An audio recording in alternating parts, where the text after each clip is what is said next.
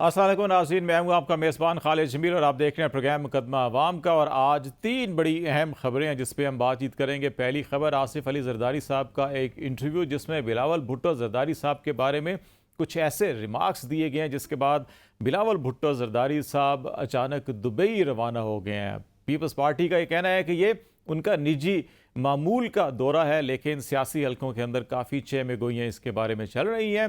दूसरा मामला फ़रतुल्ला बाबर साहब जो एक तवील अरसे से पाकिस्तान पीपल्स पार्टी के साथ वाबस्ता थे, उन्होंने इस्तीफ़ा दिया है और उनके साथ साथ पेशावर के अंदर भी बड़े अहम रहनुमा पीपल्स पार्टी के इस्तीफ़ा दे रहे हैं। ये पीपल्स पार्टी के अंदर मामला चल क्या रहे हैं, इस पर हम बातचीत करेंगे। और एक और बड़ा अहम मामला, पाकिस्तान तहरीक इंसाफ के इंट्रा पार्टी इलेक्शन को कलअदम करार दिया गया और इलेक्शन कमीशन ऑफ पाकिस्तान ने जो महफूज फैसला था, जो गुज़श्ता तकरीबन 3 महीनों से महफूज था, उसको उस वक्त पे अनाउंस किया है जब पाकिस्तान में इलेक्शन की तारीख ऐलान की जा चुकी है और दिसंबर के वस्त में इंतखाबी शेड्यूल भी सामने आना है। और पीटीआई से ये कहा गया है कि अगले 20 दिनों के अंदर इंट्रा पार्टी इलेक्शन करवाकर 1 हफ्ते के अंदर मुसद्दका रिपोर्ट इलेक्शन कमीशन में पेश की जाए और ये वही वक्त बनता है जो वस्त दिसंबर का होगा। तो पाकिस्तान तहरीक इंसाफ के साथ क्या हो सकता है, पार्टी के अंदर क्या धड़ेबंदी हो सकती है, इलेक्शन को अगर चैलेंज किया जाए तो क्या नताइज आ सकते हैं, या मजमूई तौर के ऊपर क्या इसके सियासी नताइज होंगे, एक ये बड़ा अहम सवाल है जिसके ऊपर हम बात करेंगे। और एक और बड़ा अहम मामला, अगला 1 हफ्ता जो है वो साइफर केस हो, तोशाखाना केस हो, या फिर अलकादर ट्रस्ट केस का मामला जो हो, ये बड़ी अहम रुख इख्तियार करते जा रहे हैं। बिलखसूस सुप्रीम कोर्ट ऑफ पाकिस्तान में जो बैरिया टाउन का केस था, उसके अंदर जो फैसला आया है और जो उसके अंदर नई दस्तावेजात सामने आई हैं, उनके तनाजुर में बहुत सी चीज़ें नए रुख इख्तियार कर रही हैं। तो ये मामलात होंगे जो आज हम गुफ्तगू करेंगे। प्रोग्राम के पहले हिस्से में हमें ज्वाइन कर रहे हैं सरवर बारी साहब, पॉलिटिकल एनालिस्ट हैं और इलेक्शन के हवाले से बहुत ज़्यादा रिसर्च भी कर रखी है आपने। और इनके साथ साथ अफजल खान साहब जो इलेक्शन कमीशन ऑफ पाकिस्तान के साथ वाबस्ता रहे हैं, तर्जमान भी रहे हैं, और इनका तमाम जो अपना सर्विस कैरियर है वो इलेक्शन रूल्स, कवानीन और इसी किस्म के मामलात के अंदर गुजरा है। बहुत शुक्रिया आप दोनों मेहमानों का। सरवर बारी साहब, पहले मैं आपकी तरफ आ जाता हूँ। ये बताइएगा कि जो मामला सारा का सारा अभी एक तो इलेक्शन कमीशन ने भी फैसला किया, और दूसरा जो है कि सियासत के अंदर भी दिन ब दिन बड़ी हलचल मचती जा रही है। पीपल्स पार्टी के अंदर जैसे मैंने कहा कि जरदारी साहब का एक इंटरव्यू सामने आना, बिलावल भुट्टो को कहना कि अभी वो ट्रेनिंग ले रहे हैं, और बहुत सी बातें कही। उन्होंने कहा जी कि मैं जिस किस्म की सियासत करता हूँ, बिलावल साहब उससे मुकम्मल इत्तफाक नहीं करते, और नौजवान जिस किस्म की सियासत करते हैं अगर हमने उनको रोकने की कोशिश की तो वो कहेंगे जी कि आप कर लें, फिर हम जा रहे हैं। तो इसके फौरी बाद बिलावल भुट्टो साहब अचानक दुबई चले जाते हैं।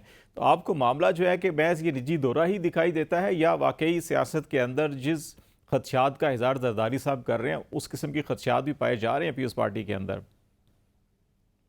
देखिए, जो आपका पहला सवाल है कि वो जो इलेक्शन कमीशन ने पीटीआई के जो पिछले इंतखाबात थे उनको मानने से इनकार किया है, और जो पीटीआई ने अपने कॉन्स्टिट्यूशन, पार्टी कॉन्स्टिट्यूशन में जो तब्दीलियाँ की थी उसको भी नहीं एक्सेप्ट किया, उसको भी रिजेक्ट किया है, और बहुत बारीक नुक्ते उठाकर उनको किया है।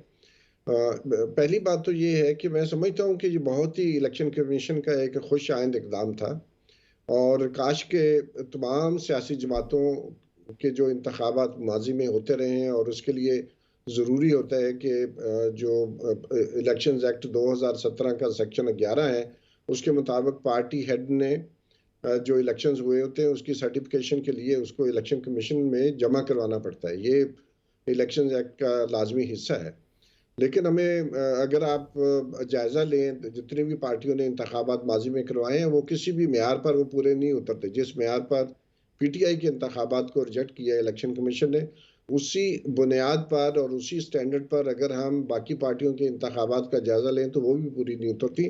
और बहुत सारे इंतखाबात जो इलेक्शन कमीशन ने खुद करवाए हैं, इसी इलेक्शन कमीशन ने पिछले चंद सालों में, वो भी उसी मेयार पर पूरा नहीं उतरते जिस मेयार की बुनियाद पर पीटीआई के बारे में फैसला किया गया। तीसरी बात यह है कि जो फैसला महफूज रखा गया है वो अगस्त में फैसला महफूज किया गया था, और नवंबर के आखिर तक उसका इंतजार करने की वजह कोई नहीं समझ आती, क्योंकि बाकी तकरीबन 2 माह बाकी रह गए हैं। 54 डे चाहिए इलेक्शन शेड्यूल को मुकम्मल होने के लिए।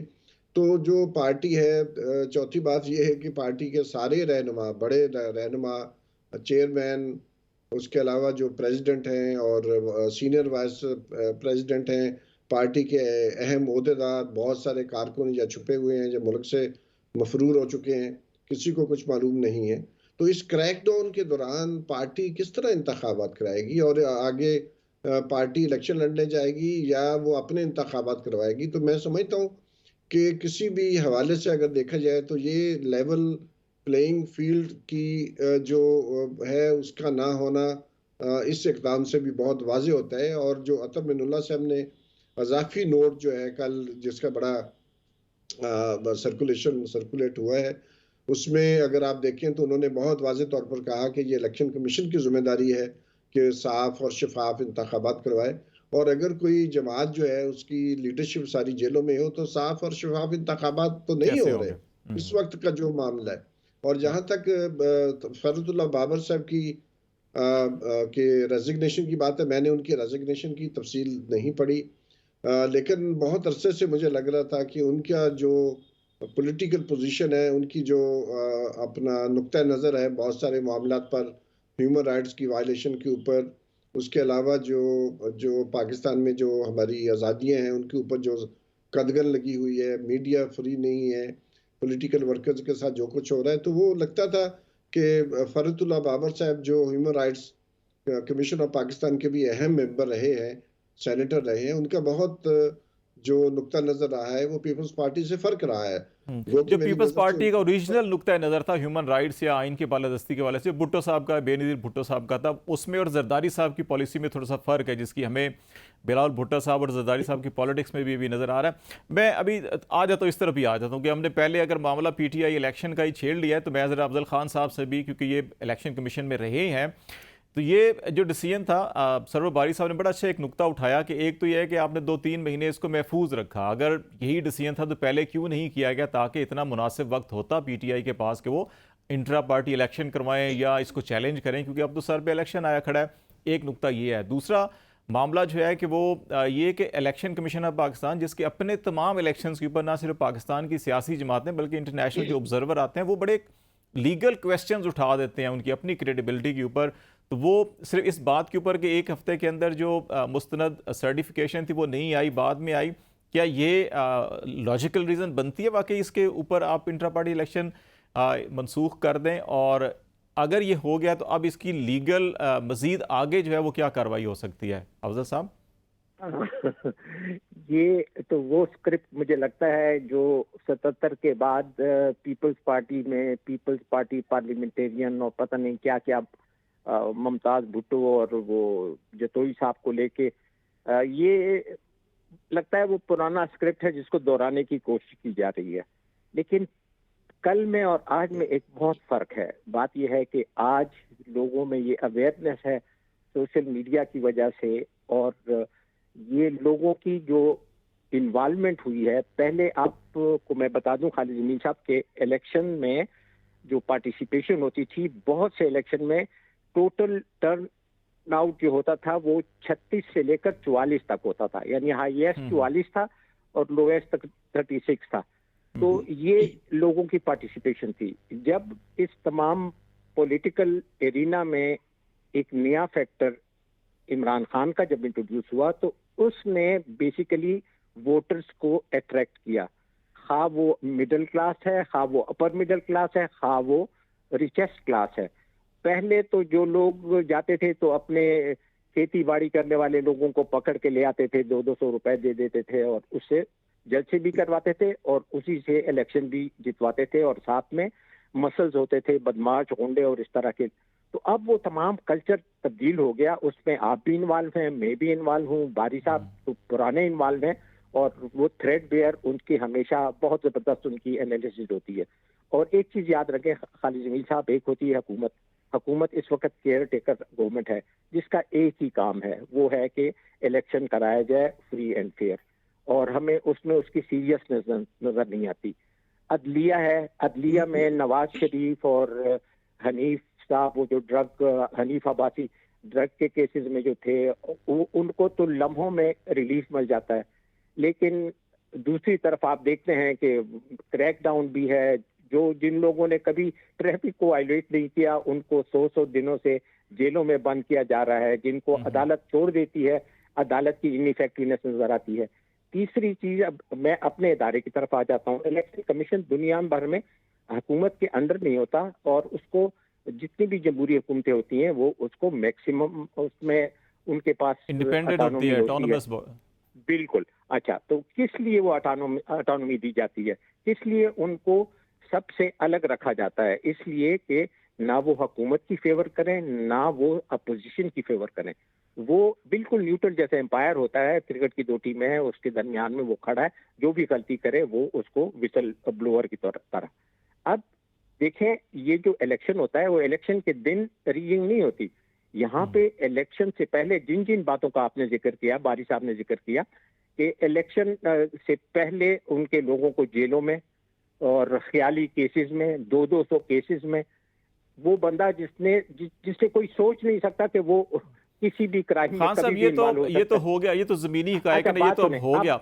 असल में इस फैसले के बाद पीटीआई के पास जो ऑप्शंस, लीगल ऑप्शंस हैं आपके इलेक्शन एक्ट के तनाजुर के अंदर, वो क्या हो सकते हैं? ये जरा हमें बताइए ताकि फिर मैं बारी साहब से भी। इनके बात यह है कि हम सियासी नहीं है, ना बारी साहब वो किसी की पॉलिटिकल पार्टी के फर्ज हैं ना मैं, लेकिन बात यह है कि जो इदारे हैं, जब जैसे हुकूमत का फर्ज यह है कि इलेक्शन के लिए माहौल, उनकी जो 3 टॉप प्रायोरिटीज होनी चाहिए केयर टेकर की, वो ये है कि election and holding of free and fair election. उस पे आपको उनकी सीरियस नजर आनी चाहिए। अगर नजर आई तो आप मुझे भी बताना। उसके बाद अदलिया का रोल बड़ा कमजोर है बदकिस्मती से। तीसरी बात आ गई इलेक्शन कमीशन। इलेक्शन कमीशन जो इकदाम कर रहा है, ये पाकिस्तान की पूरी हिस्ट्री में किसी इलेक्शन कमीशन ने, सब फ्रॉड इलेक्शन होते हैं। आप पीपल्स पार्टी के इलेक्शन देखें, आप जेयूआई का भी इलेक्शन हुआ है वो देखें, वही पुराना उसका प्रेसिडेंट है और वही सदाबहार उसका सेक्रेटरी जनरल है। इस तरीके से पीपल्स पार्टी में और मुस्लिम लीग नून में यही खानदान के अंदर पार्टी है, बाहर तो निकली ही नहीं है। कि अगर फ्री एंड फेयर इलेक्शन होते तो कभी तो कोई बाहर का बंदा भी उनमें जाता। अब मैं आपको बता दूं कि ये सरवर बारी साहब भी इसके साथ एग्री करेंगे कि जमात इस्लामी ये एक पार्टी है जो इस तरह के फ्री एंड फेयर इलेक्शन कराती है अपने पार्टी के भी। और दूसरा ये कि जिस पार्टी को इन्होंने अभी टारगेट बनाया हुआ है, देखिए जब आप किसी के साथ ज्यादती करते हैं तो ये ह्यूमन साइकी है कि लोगों की हमदर्दियां उस मजलूम के साथ हो जाती हैं। तो अब जितना ये कोई इंटरव्यूज आ रहे हैं, और कभी इलेक्शन कमीशन ने किस पार्टी को के उसके इंतखाबात को चैलेंज किया है?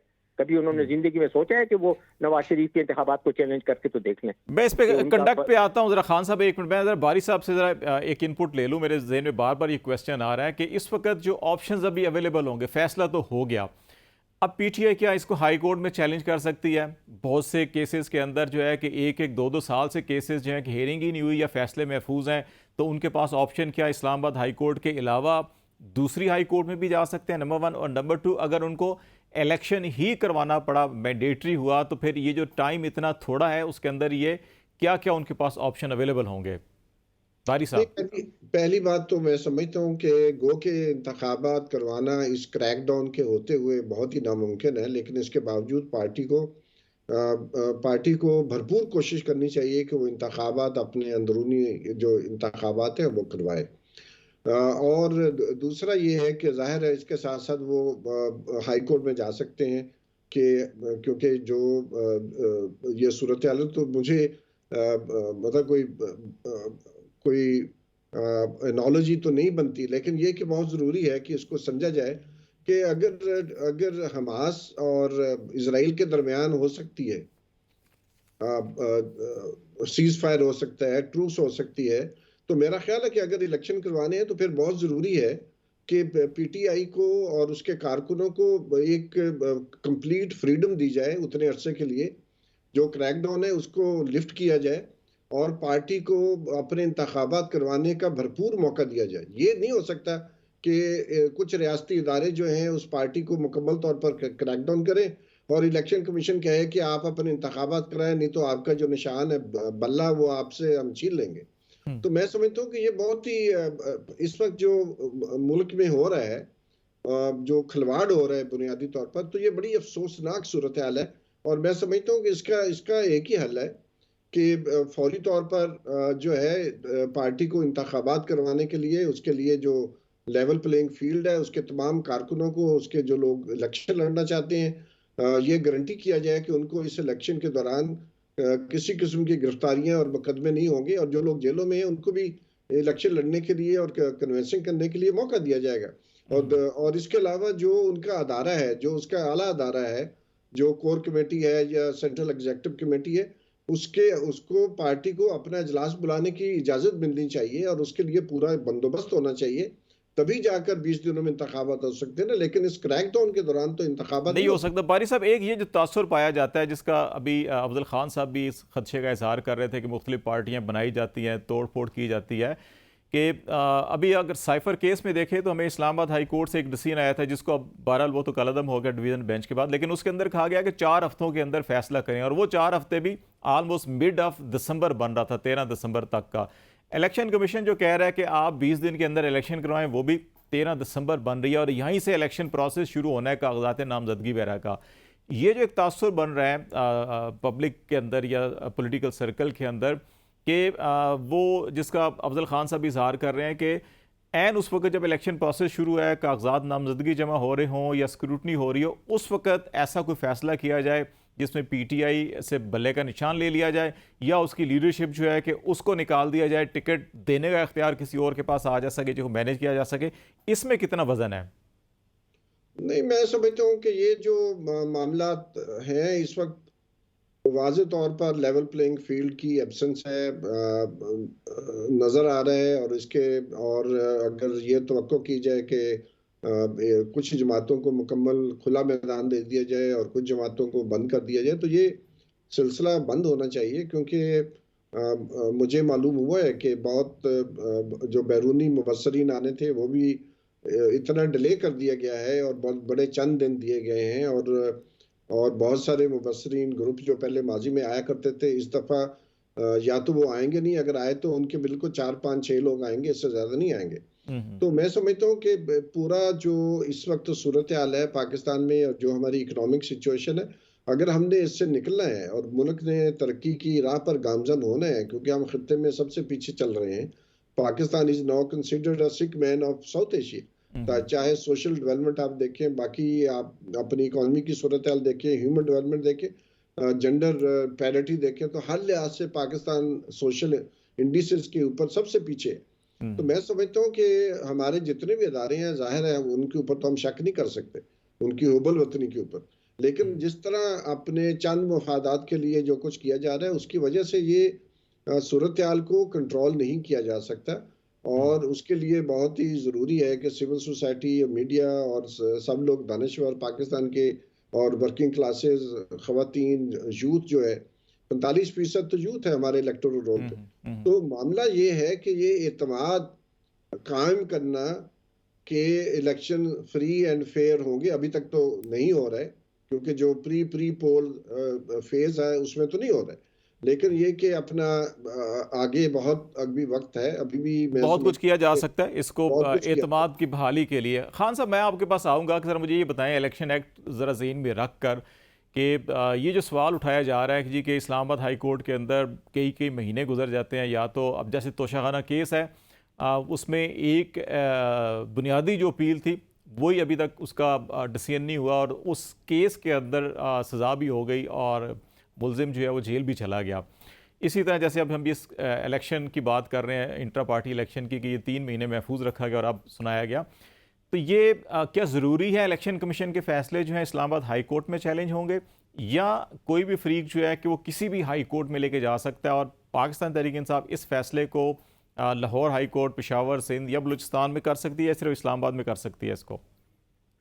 मेरा मशवरा ये है कि वो पेशावर हाई कोर्ट में जाए, जो इस वक्त की वाहिद जरा वो स्ट्रांग किस्म की आज़ाद अदालत नजर आती है। देखो, इंसाफ वो है जो इंसाफ होता हुआ नजर आए, और बाकी जहां कंप्रोमाइज जजेस होते हैं, वो जो उनके फैसले होते हैं वो फैसलों से पहचाने जाते हैं। और मैंने आपसे पहले ही शुरू में ये अर्ज किया कि हुकूमत केयर टेकर है, जिसका काम इलेक्शन कराना है, वो इलेक्शन नहीं करती। अदलिया है जिसका काम अदल करना है।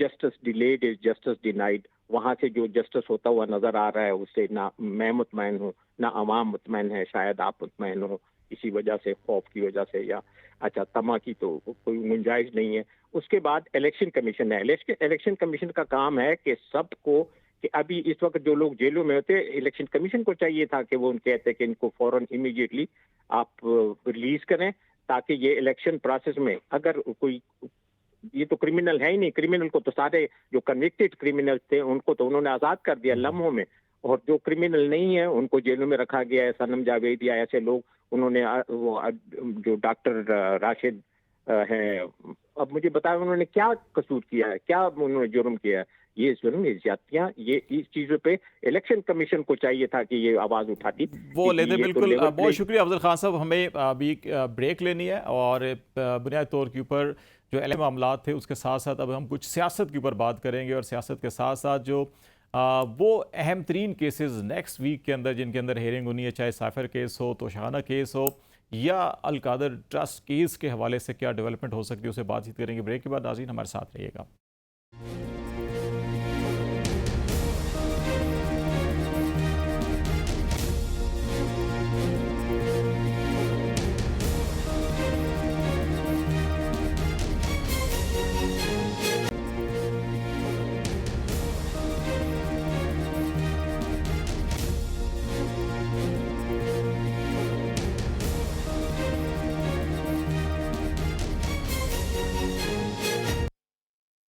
वेलकम बैक नाज़रीन। प्रोग्राम के इस हिस्से में हम बातचीत करेंगे इलेक्शन कमीशन ऑफ पाकिस्तान ने पाकिस्तान तहरीक इंसाफ के इंट्रा पार्टी इलेक्शन को कलअदम करार दे के 20 रोज़ में इलेक्शन करवाने का हुक्म दिया है। तहरीक इंसाफ ने इस फैसले को चैलेंज करने का ऐलान किया है, और ये चैलेंज कहाँ किया जाएगा, किस फोरम पे किया जाएगा, PTI की स्ट्रेटजी है क्या, और इसके साथ साथ जो बाकी 2-3 बड़े अहम केसेस अगले हफ्ते के अंदर उनके अंदर अहम डेवलपमेंट होनी है, इन सारे मामलों पे हम बातचीत करेंगे। अली एजाज भुट्टर साहब जो पाकिस्तान तहरीक इंसाफ की लीगल टीम के अंदर बड़ा अहम किरदार अदा कर रहे हैं, वो हमारे साथ मौजूद हैं।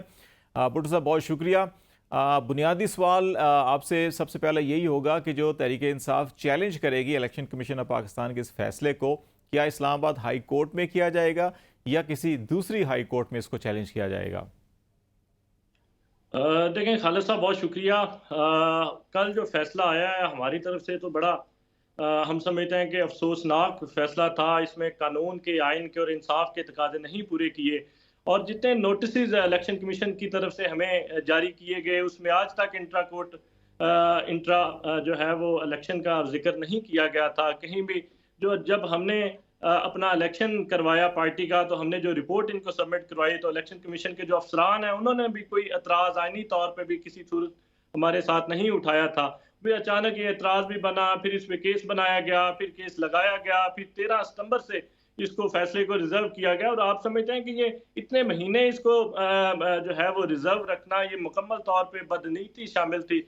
और उसके बाद कल जब इसको सुनाया गया और फिर अभी तक वो वही हालात, और उसी को कहा गया कि हम दोबारा इसको इलेक्शन कराएं।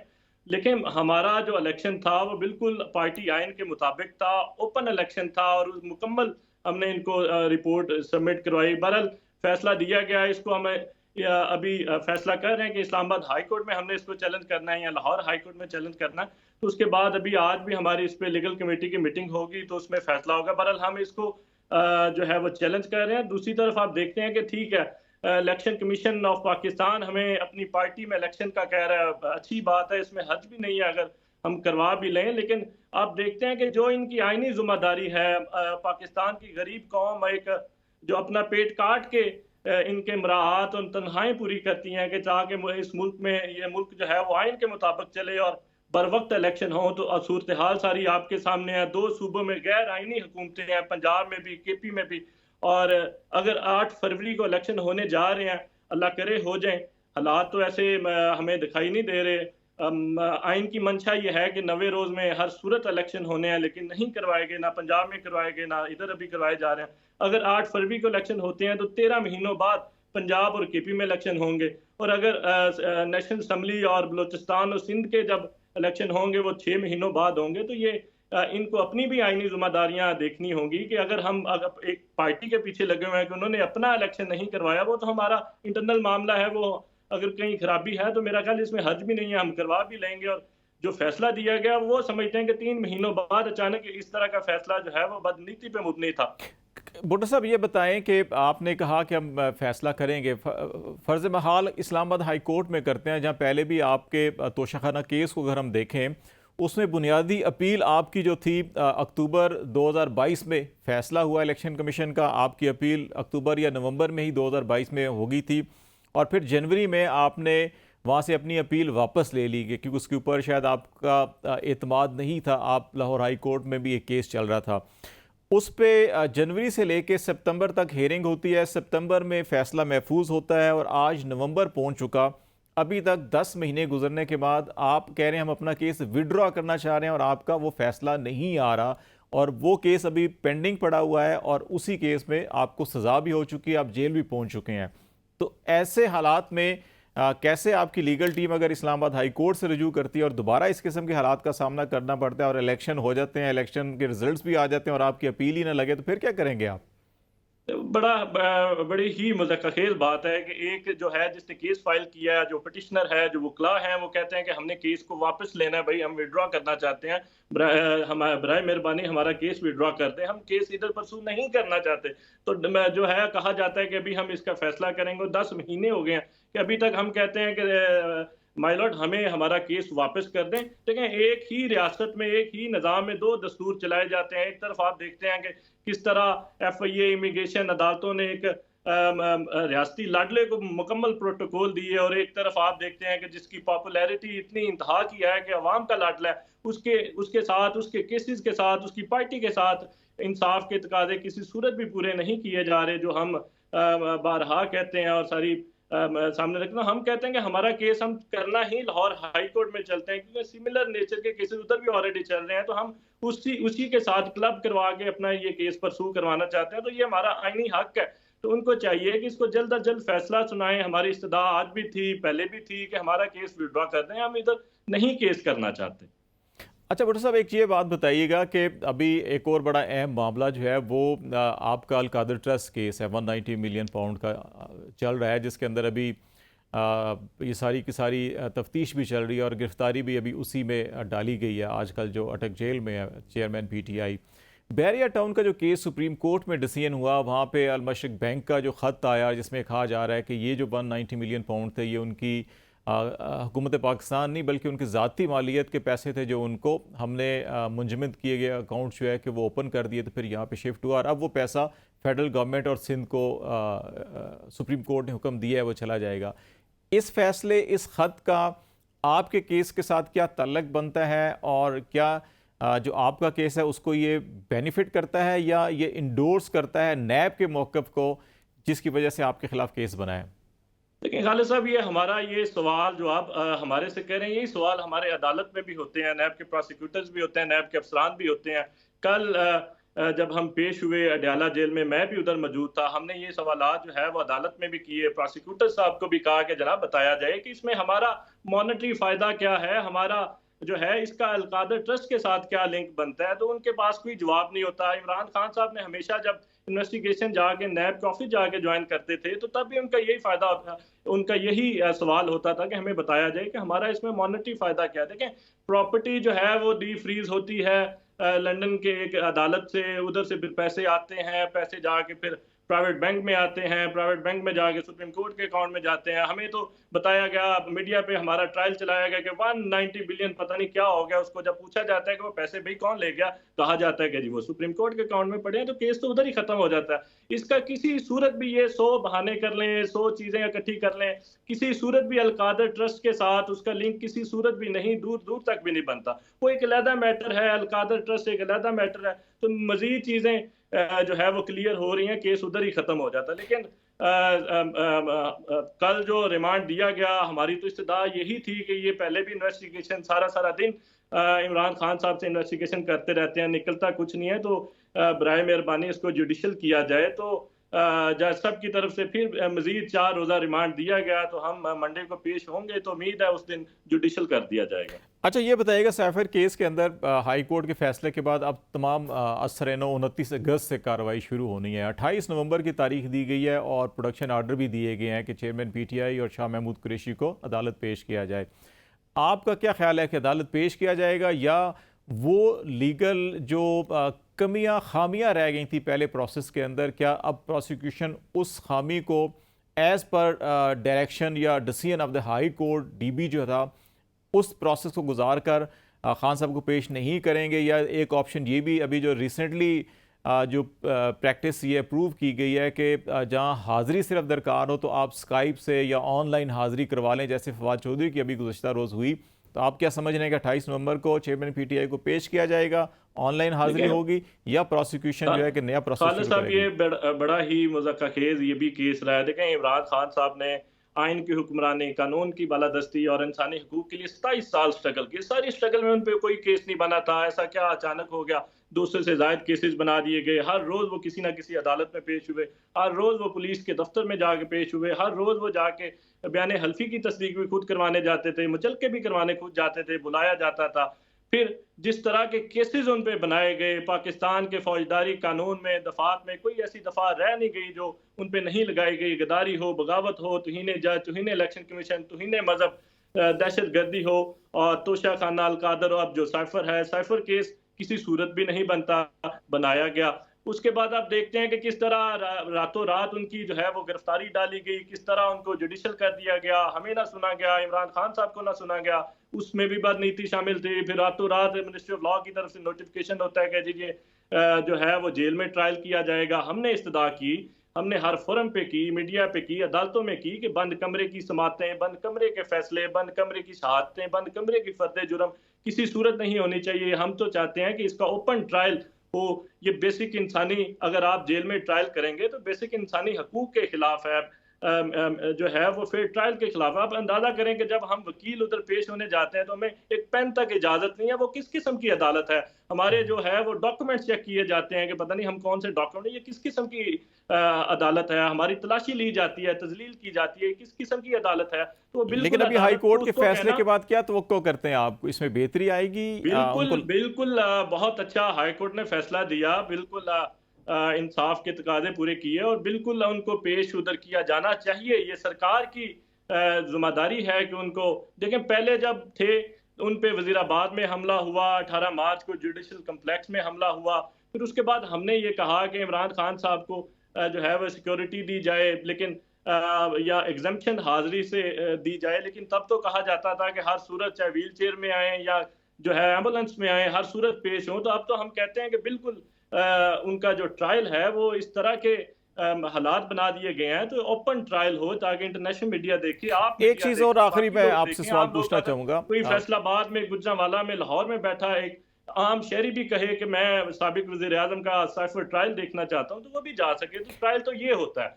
आखिरी चीज एक पूछना चाहूंगा भुट्टर साहब, जो इद्दत में निकाह का केस था, 2 केस हो चुके हैं। पहला एक आपको याद है केस है, उस पर 3 रुकनी बेंच था और 2 जज साहिबान ने अपना फैसला वेबसाइट पे दे दिया। चीफ जस्टिस साहब ने कहा कि नहीं वो बेंच नया बनाएंगे, तो वो मामला वो टेरियान केस था। इद्दत में निकाह के हवाले से अभी जो एक दरख्वास्त गुजार थे उन्होंने अपनी दरख्वास्त वापस ले ली है और ख़ारिज कर दिया गया केस है। बाज़ लोगों का ख्याल है कि ये शायद अभी खावर मनीका साहब ने जो रिसेंटली इंटरव्यू दिया है उसके तनाज़ुर में एक नई केस बनाने की कोशिश की जाएगी। खबर मनेका साहब अगर मुद्दई बनकर आते हैं तो रेलेवेंट पर्सन है, वो ज़्यादा तगड़ा केस होगा।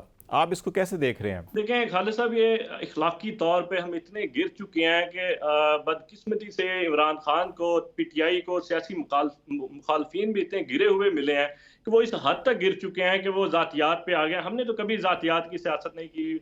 हमने यही कहा है कि ज़ातियात की सियासत नहीं होनी चाहिए, लेकिन पहले केस बनाए गए, किस तरह मुफ्ती साहब एफएड कचहरी में पेश होते थे, ओन चौधरी साहब उधर जाके पेश होने लग गए, फिर एक जो है उसको खारिज किया गया, आपको भी पता है जिसका आप हवाला दे रहे हैं, फिर दोबारा दायर किया गया, पता नहीं। लेकिन झूठा बेबुनियाद केस झूठा ही होता है। अब उधर से भी खारिज हुआ, इधर से इन्होंने वापस ले लिया, और बज़ाहिर हमें भी यही लग रहा है कि शायद कोई नया केस दायर करना चाहते हैं। लेकिन सेटल्ड लॉ है कि जब ये केस जो है वो एक दफ़ा वापस लिया जाएगा और किस तरह वो पहले भी खारिज हो चुका है, तो इसकी कोई वक़्त नहीं है कानूनी तौर पे। ये जो क्रिमिनल प्रोसीजर कोड का सेक्शन गालवन 248 का हवाला दिया जाता है कि जब एक तो केस और खारिज हो जाए तो फिर दोबारा नहीं हो सकता। मैं आज देख बिल्कुल, बिल्कुल। उसकी कोई कानूनी वक़्त नहीं है। ज़ाहिर है फिर उसने चैलेंज भी होना होता है, हाई कोर्ट्स में भी जाना होता है, सुप्रीम कोर्ट में भी वक़्ती तौर पे तो प्रेशराइज़ करके कोई ना कोई फ़ैसला लिया जा सकता है, लेकिन वो ज़्यादा देर चलने वाले फ़ैसले नहीं होते। बहुत शुक्रिया। अली एजाज भुट्टर साहब हमारे साथ बातचीत कर रहे थे पाकिस्तान इंसाफ के चेयरमैन के मुख्तलिफ केसेस के हवाले से, और ये उम्मीद है कि 28 नवंबर को चेयरमैन PTI को पेश किया जाएगा या साइफर केस को इस अंदाज के अंदर चलाया जाएगा जो कानून और आइन के तकाजे हों और इस्लामाबाद हाई कोर्ट के फैसले के मुताबिक हो। यहाँ ब्रेक लेंगे, ब्रेक के बाद वापस आएंगे तो नाज़रीन आसिफ अली ज़रदारी साहब के बारे में भी इतलात मिल रही हैं कि वो भी बिलावल भुट्टो साहब के पीछे पीछे दुबई रवाना हो गए हैं। कि पीपल्स पार्टी के अंदर क्या मामला चल रहा है, इस पर बात करेंगे ब्रेक के बाद। हमारे साथ रहिएगा।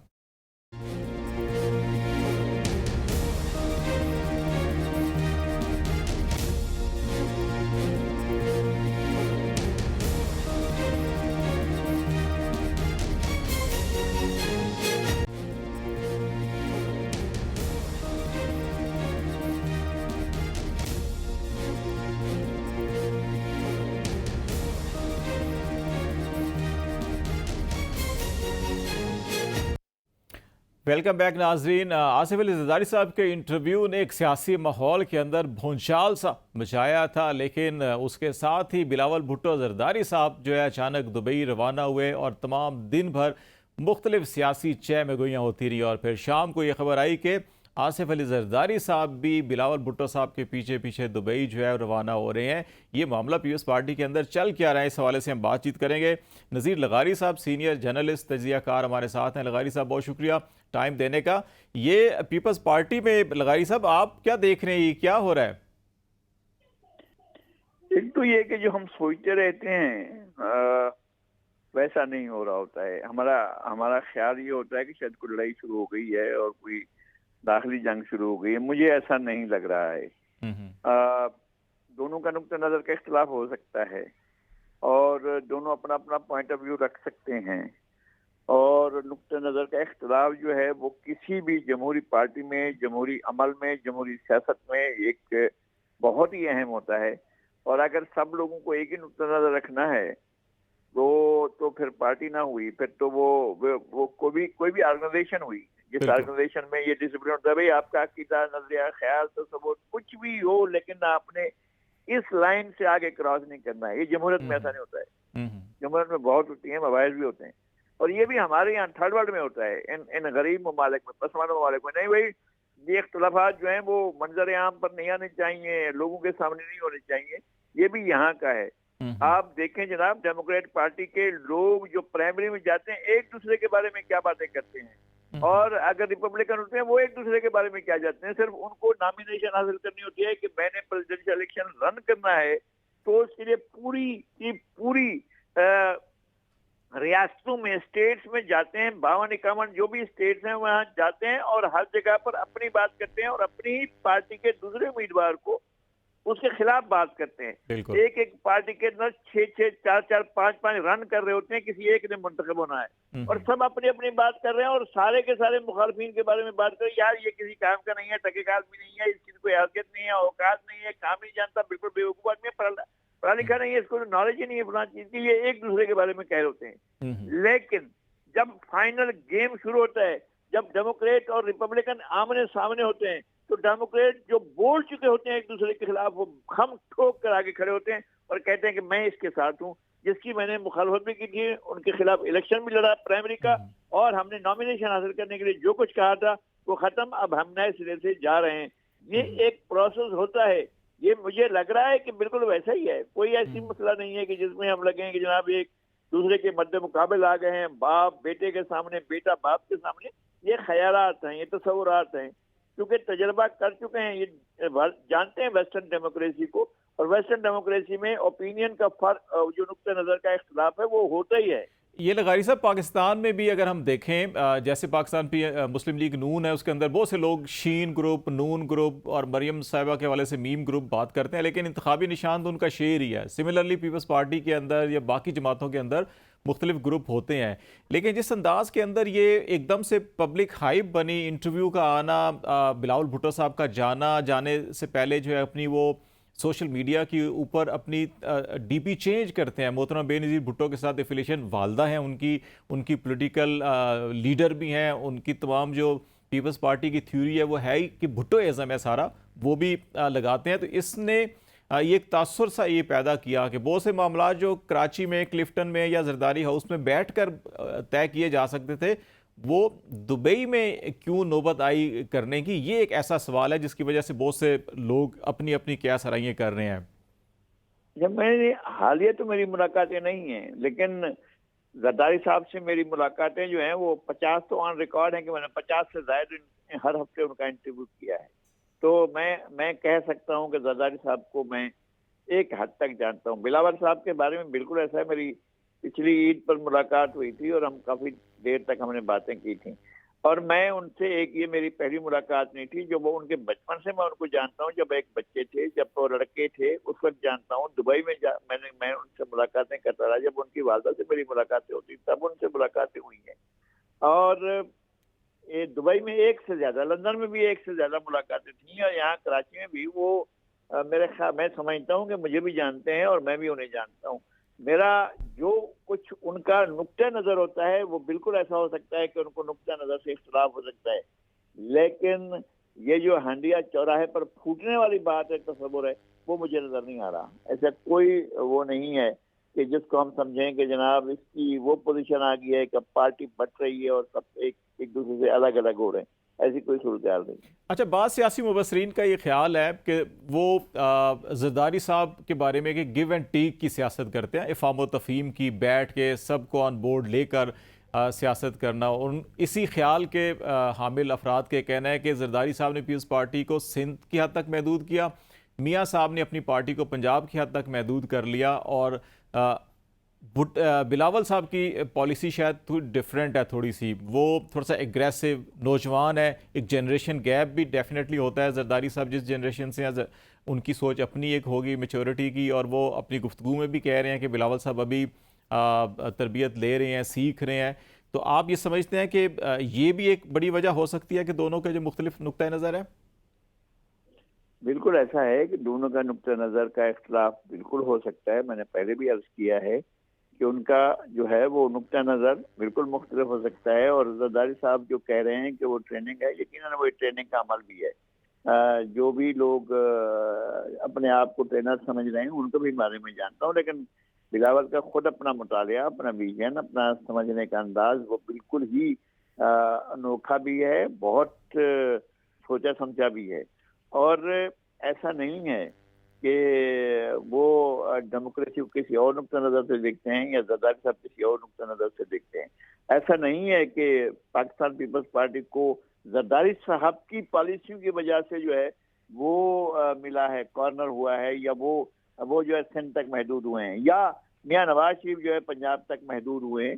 ये करने वाले, ऐसा फैसला करने वाले कि किसको कहाँ महदूद करना है, वो कहीं और दुनिया के किसी और कोने में बैठे हुए हैं। वो इस तरह के फैसले करने पार्टियां नहीं करती हैं। किसी को एक वक्त में ANP अच्छी लग रही होती है, फिर किसी को मौलाना फजल रहमान अच्छे लग रहे होते हैं। मौलाना फजल रहमान के अकरम दुरानी को वज़ीर आला बनाने के लिए आज से 20 साल पहले जो कुछ किया गया था, आप समझते हैं कि सियासी अमल के लोग जो है वो इस तरह काम करते हैं? सही बात। और क्या हुआ था कि जनाब मदरसे से फारिगुल तहसील होने वाले लोगों के सर्टिफिकेट्स को डिग्री के बराबर समझा जा रहा था, और बेनज़ीर भुट्टो ने, जिन्होंने बर्कले से पढ़ा, जिन्होंने हार्वर्ड से पढ़ा, जिन्होंने ऑक्सफोर्ड से पढ़ा, उनकी डिग्री पर 60 ऑब्जेक्शंस लगाए गए थे उनके नॉमिनेशन पर। तो ये कोई और होते हैं जो किसी और को कहां तक महदूद कर देते हैं और किसी को कहां तक उसको दे देते हैं। वो कुव्वतें और हैं, वो अवामिल और हैं, वो अनासिर और हैं जो ये सारा अमल कर रहे होते हैं। उसका इन पार्टियों के महदूद होने से कोई ताल्लुक नहीं होता। एक चीज़ जरदारी साहब के हवाले से एक जुमला जो है कि आपकी बड़ी मुलाकातें रही हैं, कि वो जो बिलावल साहब के बारे में जब बोल रहे थे, कह रहे थे कि मैंने अगर उनको रोका तो कुछ और मसले होंगे, और वो ये कह सकते हैं जी कि आप सियासत करें और मैं कहीं और चला जाता हूँ। तो ये क्या मुराद ले रहे हैं कि बिलावल साहब का? मेरा नहीं ख्याल है कि ऐसी कोई नौबत आने वाली है या ऐसी कोई नौबत आएगी। मैं ऐसा नहीं समझता हूँ। एक खास बात मैं बताता हूँ, पर्सनल मैं कोई चीज चाहता था कि वो बिलावल साहब से कहें। कोई मेरा जाती मफाज नहीं था, कोई जाती गरज नहीं थी। एक खास इशू के ऊपर मैं चाहता था कि बिलावल साहब इसको जो है वो करें। तो उन्होंने कहा है कि देखें, वो बेनज़ीर भुट्टो के बेटे हैं, वो अपने फैसले खुद ही करते हैं। वो मेरी सिफारिश उनके लिए कोई इतनी बड़ी बात नहीं होगी, वो फैसला खुद ही करेंगे। मैं क्यों आपसे छुपाऊं? मैं अपने चैनल के लिए चाहता था कि जरदारी साहब के साथ मैं शो कर रहा था, हमारे चैनल में परवेज मुशर्रफ के साथ भी शो हो रहा था, हमारे चैनल में चौधरी परवेज इलाही के पास और अतीक अहमद खान जो हैं उसके आज़ाद कश्मीर के उनके साथ भी हो रहा था। हम चाहते बिलावल साहब को एंगेज करना। उन्होंने कहा बिलावल साहब को, मैं आपके साथ राजी हूँ ना, मैं चल रहा हूँ आपके साथ, बिलावल साहब से बात करें तो आप करें, मेरी सिफारिश से वो नहीं करेंगे। तो इसका मतलब ये नहीं है कि नुक्ता नजर का इख्तिलाफ है, इसका मतलब ये है कि वो अपनी मर्जी के मालिक हैं, अपने बारे में फैसला कर सकते हैं। लेकिन पार्टी के अंदर रहते हो, ये पार्टी के फैसले होंगे तो फिर वही फैसले होंगे। और वो बिलावल साहब भी कहते हैं कि वालिद साहब है, मैं उनका बहुत एहतराम करता हूँ, वो घर के अंदर मेरी जो भी फैसले करेंगे मैं मानता हूँ, लेकिन अगर पार्टी के अंदर तो पार्टी के फैसले सेंट्रल एग्जीक्यूटिव कमेटी करेगी। तो अपना वो उसके भी है। लेकिन आपको दोनों चीजें रेन में रखनी है। वो ये है कि बिलावल भुट्टो जरदारी पाकिस्तान पीपल्स पार्टी के चेयरमैन हैं, जो कि इलेक्शन कमीशन में रजिस्टर्ड नहीं है, और आसिफ अली जरदारी पाकिस्तान पीपल्स पार्टी पार्लियामेंटेरियन के प्रेसिडेंट हैं, जो कि इलेक्शन कमीशन में रजिस्टर्ड है। तो आप इन दोनों का फर्क समझते हुए कि इन्होंने एक पार्टी को रजिस्टर्ड पार्टी के तौर पर रखा और एक पार्टी जो है वो पब्लिक में मासेस कांटेक्ट के लिए रखा, लेकिन पार्टी एक ही है, लेकिन पार्टी के दो चेहरे, एक पार्लिमानी और जो एक पॉलिटिकल फेस है जी। तो जरदारी साहब पार्लिमानी पार्टी के अंदर वो भी अपना एक असर भी रखते हैं, चीजें भी हैं, लेकिन ये नहीं है कि वो अगेंस्ट द बिलावल होंगे, ऐसा नहीं है। बहुत शुक्रिया नज़ीर लगारी साहब हमारे साथ बातचीत कर रहे हैं कि पाकिस्तान पीपल्स पार्टी के अंदर क्या चल रहा है। नज़रियात का इख्तलाफ हो सकता है पार्टी के अंदर, शायद कोई ऐसी टूट फूट या ऐसे मामलात नहीं है जिसकी वजह से कहा जा सके कि पार्टी बिखर रही है। आज तक के लिए इतना ही। खालिद जमील को इजाज़त दीजिए। अल्लाह हाफिज़।